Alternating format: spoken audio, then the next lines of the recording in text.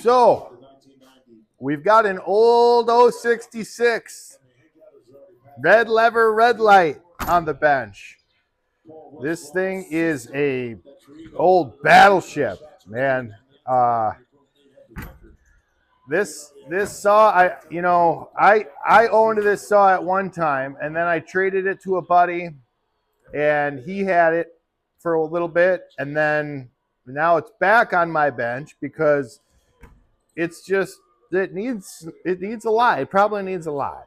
So let's dig into it. Let's add some performance to it. Let's give it a little bit of restoration if we can, without getting too crazy. And if you don't know, the 660 is basically the same saw as an 066, 91cc Stihl power saw. So when we're done, we'll run it up against my stock 660 work saw, and we'll see what it can do, and if we gain any power or performance out of it, and go from there. So let's take the covers off and handle off and stuff, put the timing wheel on, and see what we got.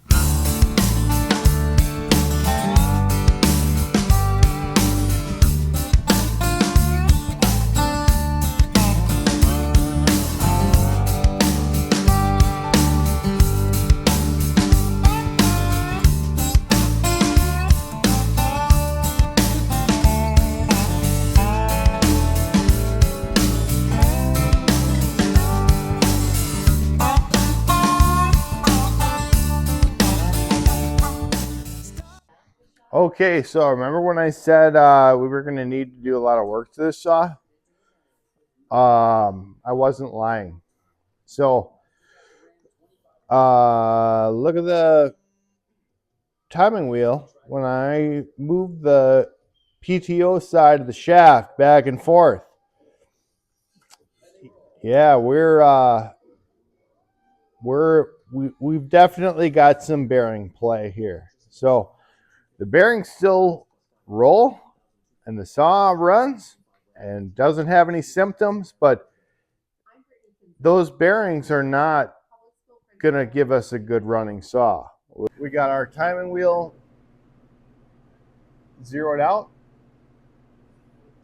So there's a lot of variance in the 066 and 660 timing numbers. I mean, really, so much variance between different years and different aftermarket cylinders that sometimes you really don't know what you got. I think this intake is cracking at about 76, I believe. And after top dead center, we're closing at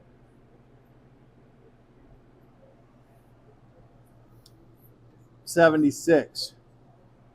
So it looks like the intake right now is opening and closing at about 76 degrees. Exhaust port is opening at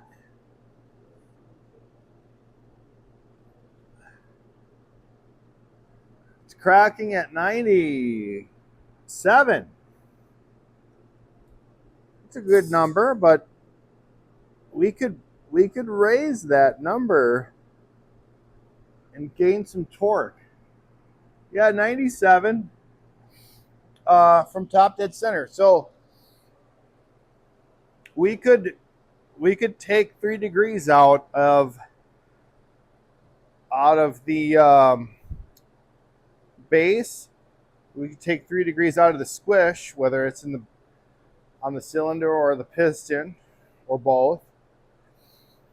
And we could drop that down. That would put our intake at 79, which I like that. I want to keep the intake below 80. I think 80 is the ceiling for where I want to put this intake before guys have to start gluing their intakes back up and stuff like that. We don't want to get into that. So that would set our exhaust somewhere around 100, which is a perfect number for the exhaust to be at for a nice torquey build. Like I said, we'll play around with the piston, and we'll check the transfers, the upper transfers afterwards. I'm sure we could do some cleanup work on the lower transfers. I don't want to decrease the blowdown, but we'll have to look at the transfers and see if do we have to do any shaping, or do we feel like we need to raise those up at all. Yeah, we need to split the cases, throw some new bearings in. We know that we're going to take about 3 degrees out of the base, 3 or 4 degrees. We'll set that intake at about 79, 80, no more than 80. We'll set it around 79, hopefully. And then that exhaust we'll have to check again after we finish our piston work and squish and decide if we want to run a gasket or not. And then we'll check the transfers and see what we need to do there after the intake and exhaust are set. So that's pretty much the plan. Obviously everything rubber on this old thing is going to get replaced. New lines, new seals, new AV mounts, new carb boot. What am I forgetting? That's probably it right there. We'll look over the ignition system and make sure that looks good and clean and reliable. And that's pretty much going to be the build. So